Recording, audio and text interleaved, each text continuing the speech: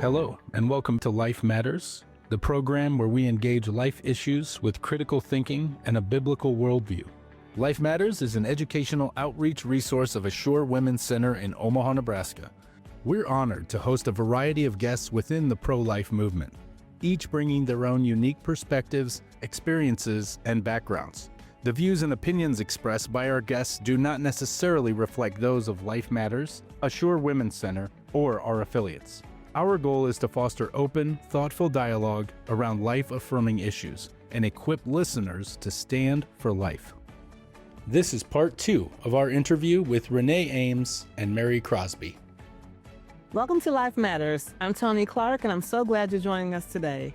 My guests are sisters, best friends, and business partners, Renee Eames and Mary Crosby, also known as the Lenz Sisters. They are the heart behind Bluebird Refuge, a ministry that combines faith, hope, joy, and even a good cup of tea to bring encouragement to women walking through difficult seasons. Today, we'll hear their story, the inspiration behind Bluebird Refuge, and how we can all join in this movement of hope. Renee and Mary, thank you so much for joining me today.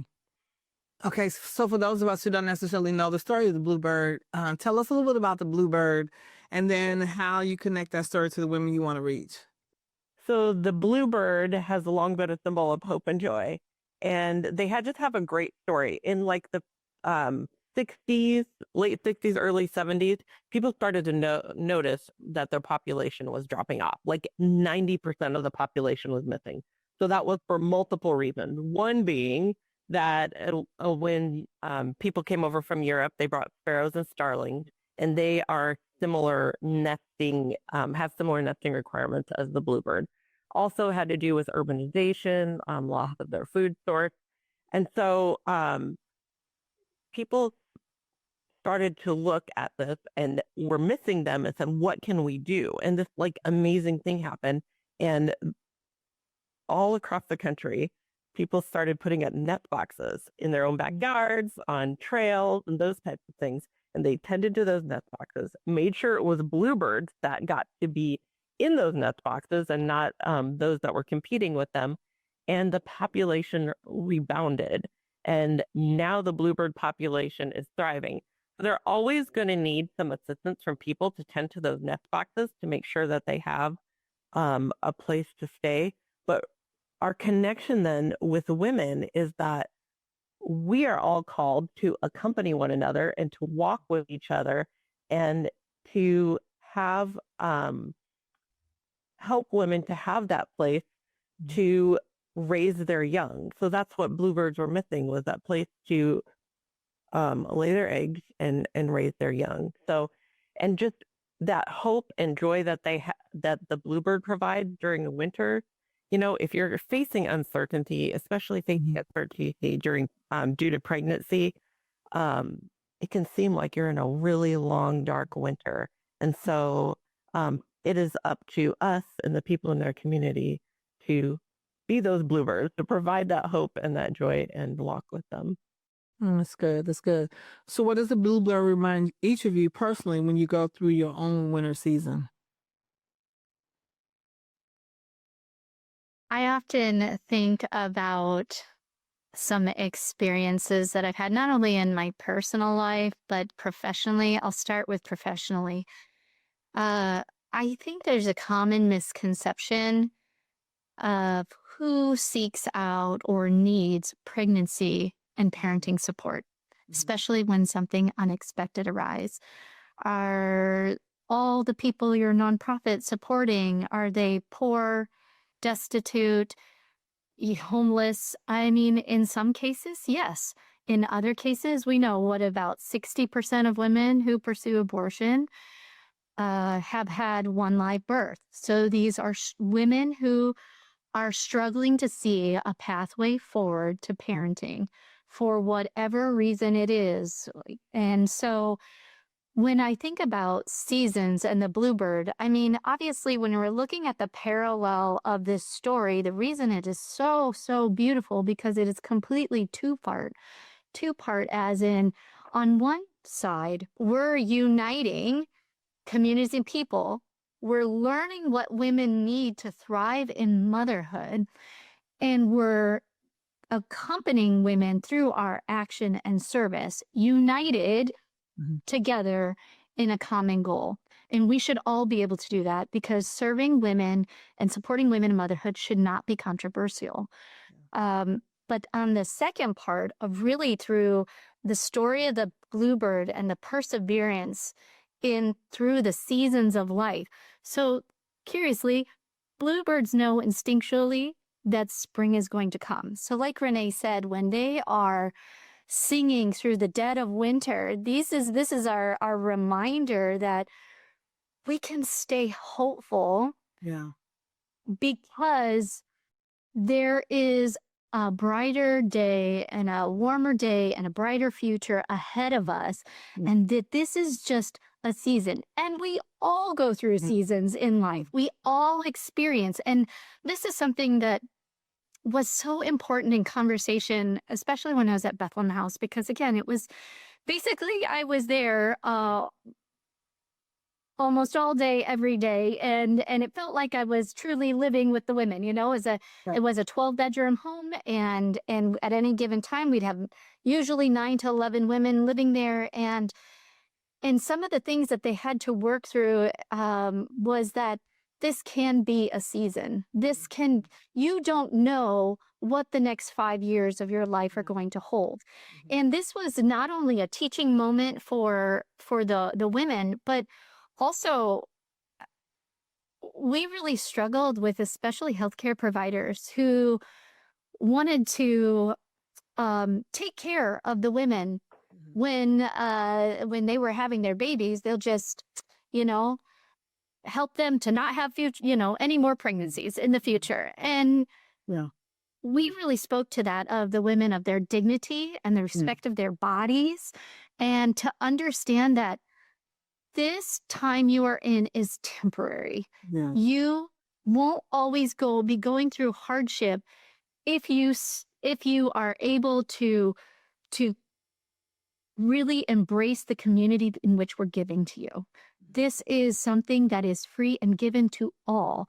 All of us deserve to be loved, respected, and supported, and walk alongside with in life. And so we wanted to help them see that in 5 years from now, in 2 years from now, your life could be so different. And it was for so many. So many were reunited with their children that they weren't parenting.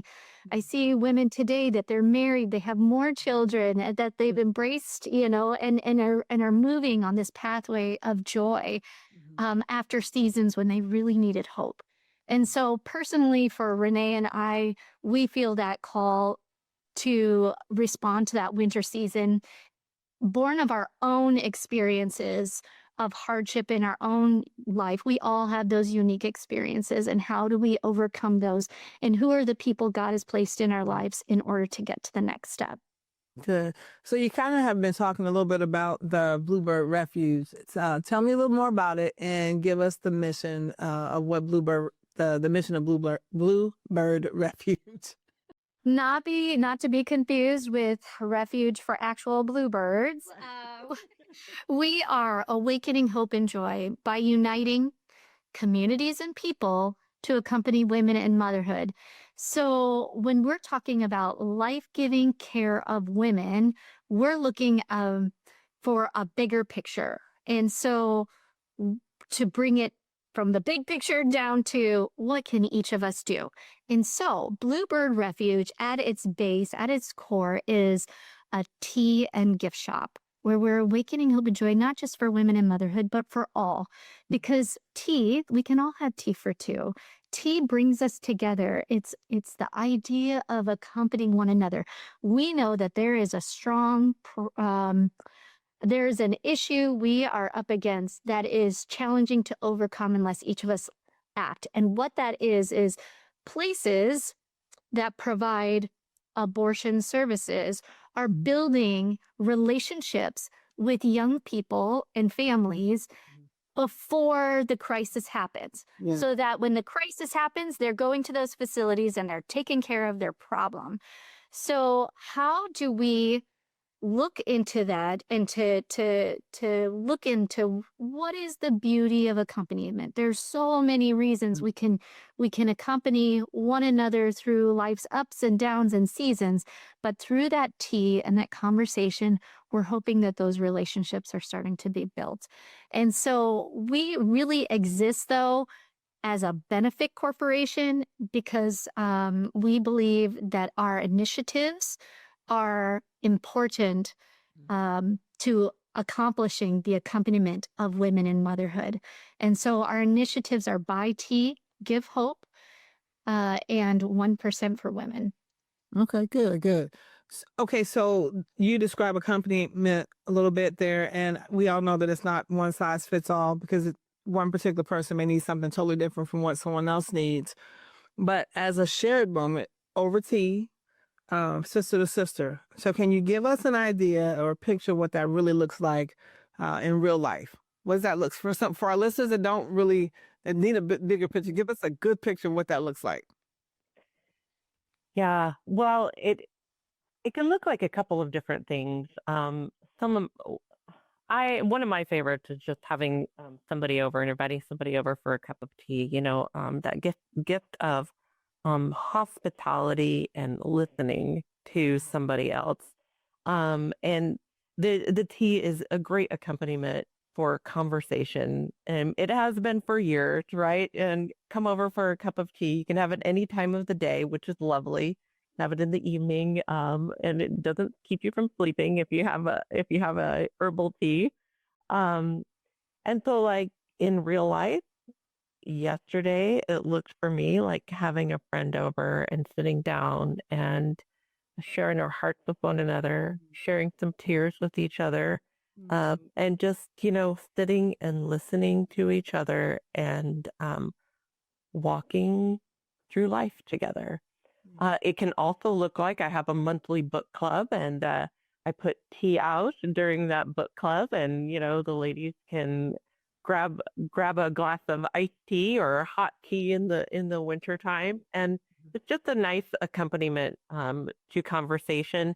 And I think it also, with what our initiatives are, is a conversation starter as well, as like, what kind of tea is this? Oh, this is some tea.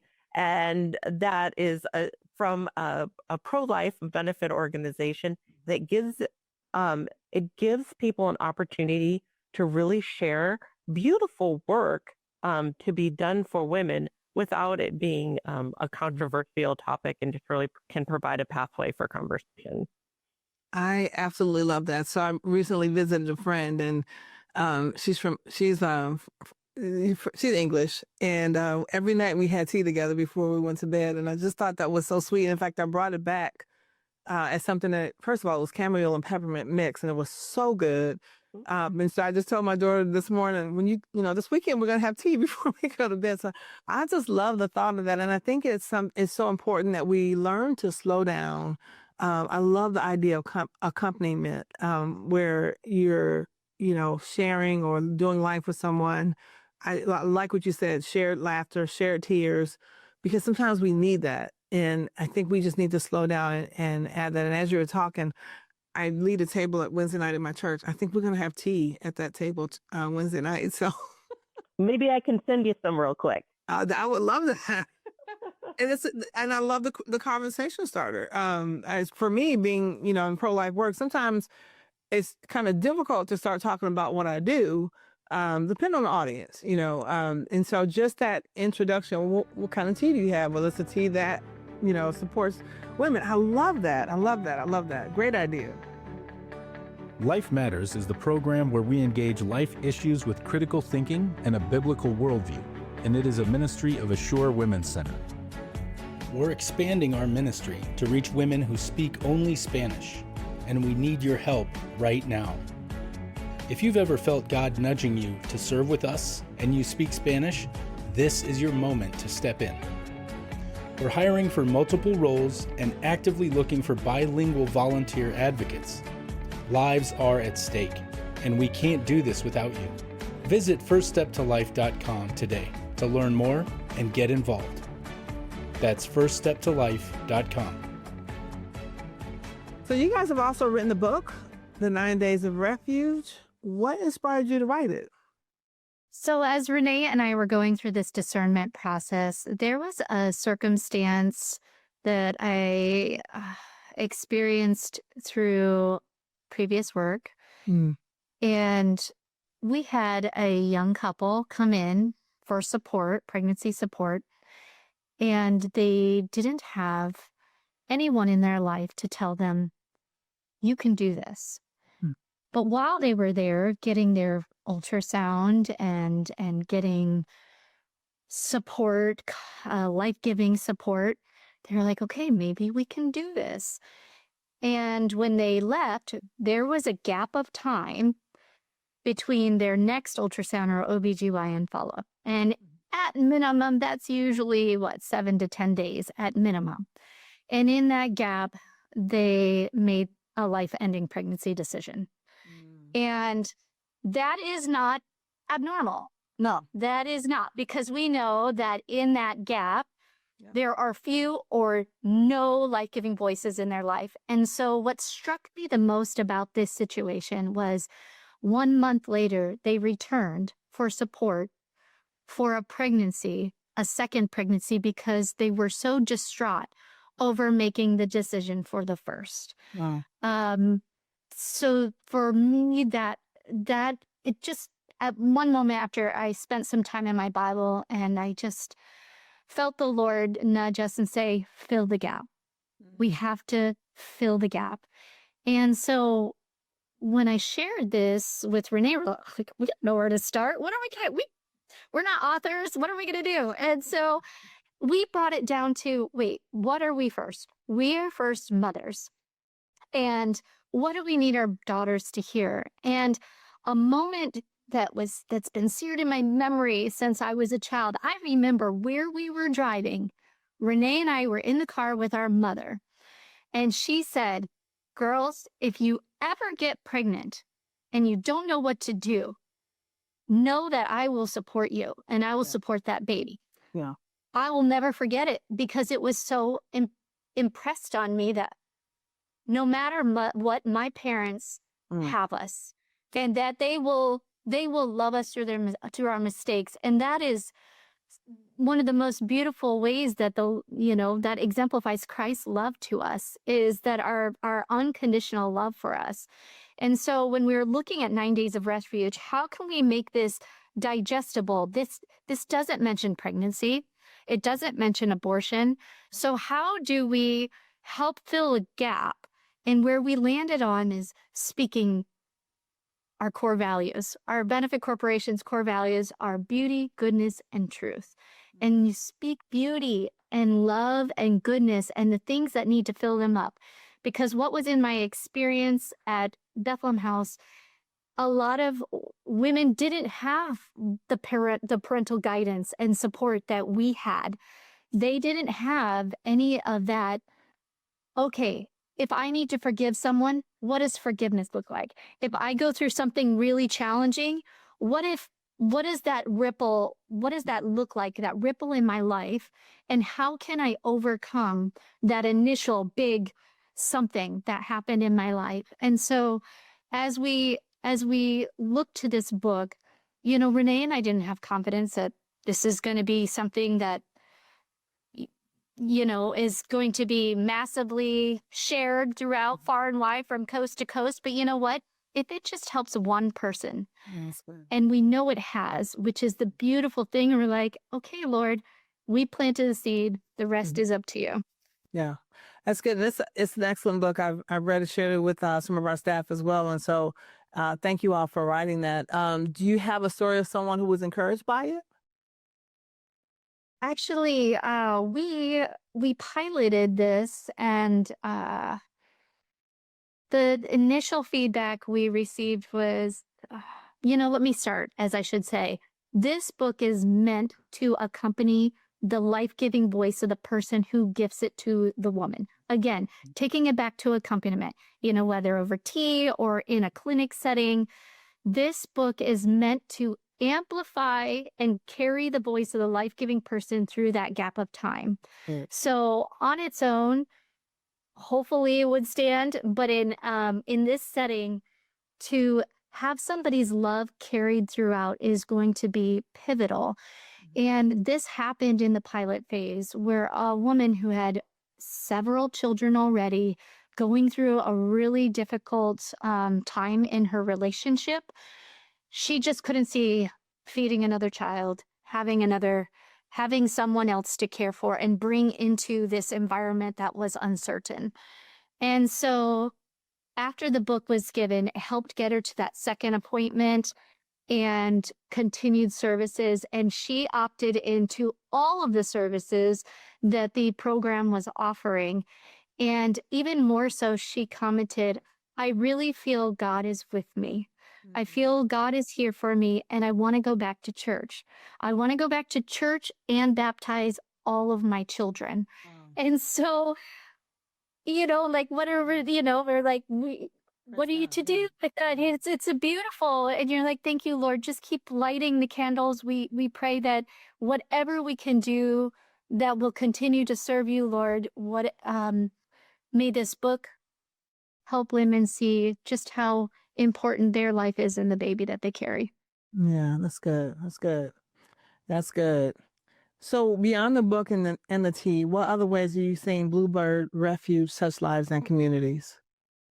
Yeah, so we're hoping and dreaming big of our program that's called 1% for Women. Okay. And through that program, we're really hoping to garner that support from within our communities, creating these subcultures of love and accompaniment, so that women who don't have somebody who's a strong voice and supportive voice in their life knows that their community is here to walk with them. And so what that looks like is asking people and businesses to become members, and their membership helps us as Bluebird Refuge to uplift our nonprofit organizations. And then anybody who's a member, we're asking them to consider giving 1% if they're an individual of maybe their income. And if they're a business, 1% of their sales, giving them not to Bluebird Refuge, but directly to one of our nonprofit partners. And the security that they have with that is knowing that all of our nonprofit partners are truly life-giving organizations at any place of service to women and their families, but they don't promote or refer for abortion. Gotcha. So, Okay. So with that business model, so if for sure we're a partner, then potentially businesses would be encouraged to give 1% of their sales to Assure or EPS or other pro-life or life-affirming organizations. yes, exactly. And then all of our nonprofit partners as well are also eligible for a promotional code where any of their supporters who put in their promotional code will get 10% of that sale given directly to that organization.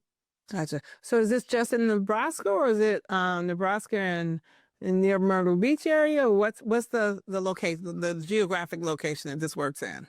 Yeah, well, we're mostly in Nebraska right now, but with that, and that's because that's where our experience is, and we're hoping to expand across the country. We do have one national organization, which is Pro Love Ministries, and they operate Love Line. And the beautiful thing about that is if a woman can call no matter where they are, and they can talk to an actual person, and Loveline will direct them to a life-giving organization in their area, or if there isn't one in their area, they will case manage them themselves. Okay. Wow. So that I think is very important, especially when we have these deserts that we have, for example, in northeast Nebraska. So. Good.